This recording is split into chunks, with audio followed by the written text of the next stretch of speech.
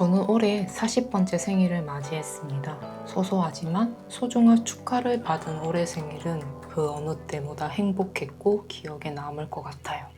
다만 이번 상반기는 심한 번아웃과 슬럼프 때문에 자주 고통스러웠습니다. 하지만 그럼에도 일상은 유지되어야 했고 밀려드는 작업도 있기에 방치할 수는 없었습니다. 어떻게든 제대로 맞서야겠다 생각을 했어요. 오늘 영상에서는 그 방법들에 대해 이야기해 볼게요. 저를 살린 건 거창한 목표가 아니라 작은 루틴의 지속이었습니다. 러닝, 계획, 트래커, 식단. 그리고 이 반복에서 온 조용한 확신이 말이죠.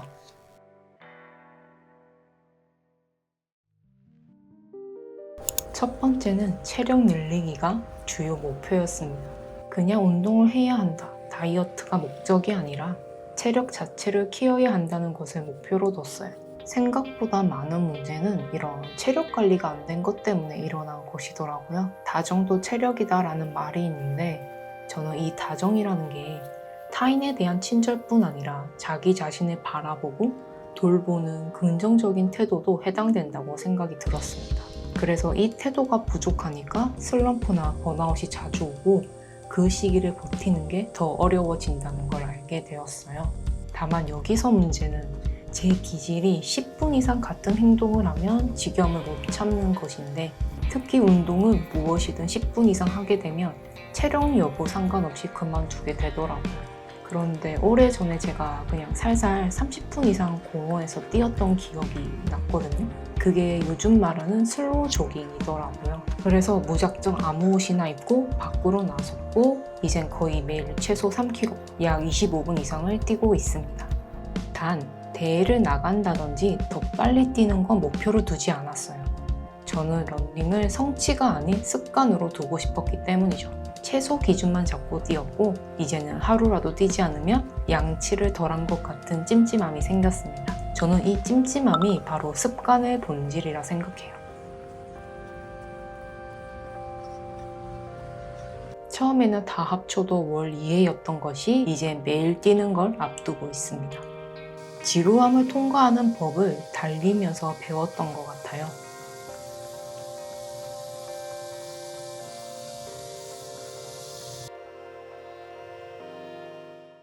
보통 미완과제는 머릿속에 계속 남게 되는데 구체적인 실행 계획을 세우면 생각이 줄어들고 과부하를 방지할 수가 있습니다. 계획을 종이 도구에 명시하게 되면 유지, 리마인드 하려던 부담이 외부로 옮겨가게 되고 작업 기억 부담은 줄고 현재 과제에 집중할 수 있게 됩니다.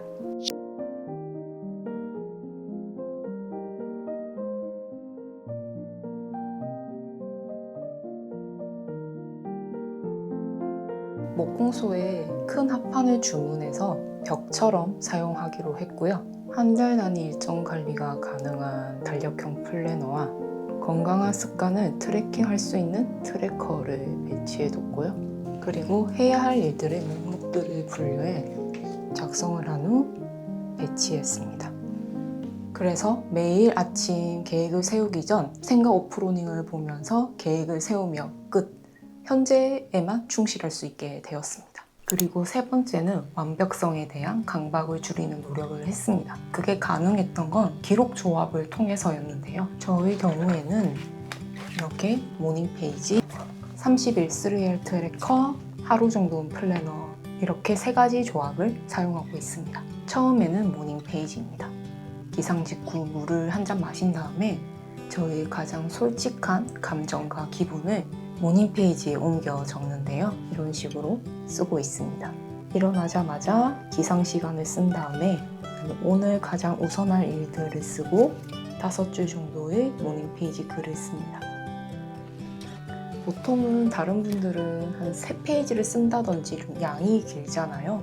근데 저는 그렇게 하면 매일 쓰는 것이 좀 부담스러울 수 있을 것 같더라고요. 그래서 저는 딱 이 정도까지만 쓰는 걸로 하고 있어요.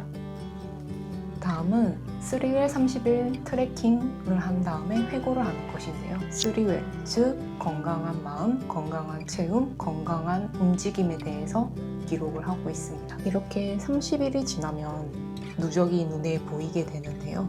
이것의 특징은 빈칸도 데이터가 된다는 것입니다.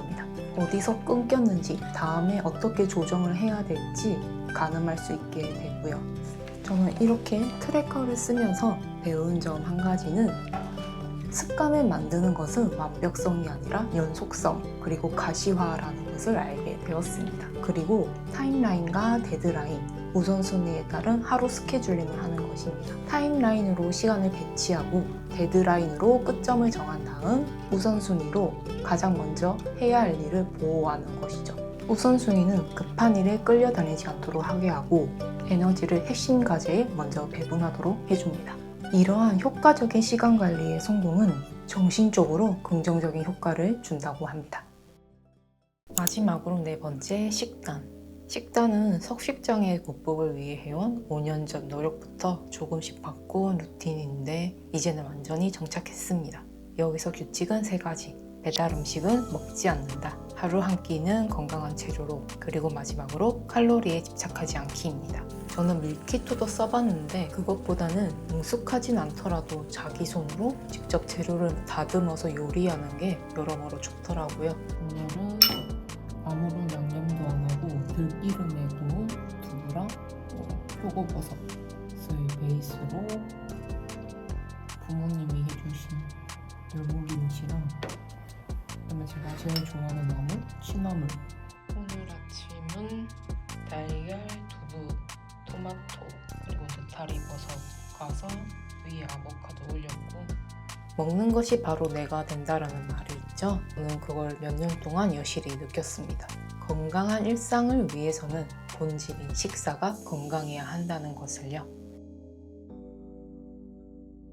오늘 영상에서는 슬럼프와 번아웃 극복에 대해 이야기를 나눠봤는데요.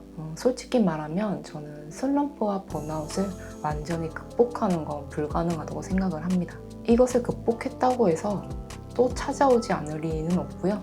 어쩌면 슬럼프와 번아웃은 열심히 사는 사람들에게 오는 성장통이라는 생각이 들었거든요.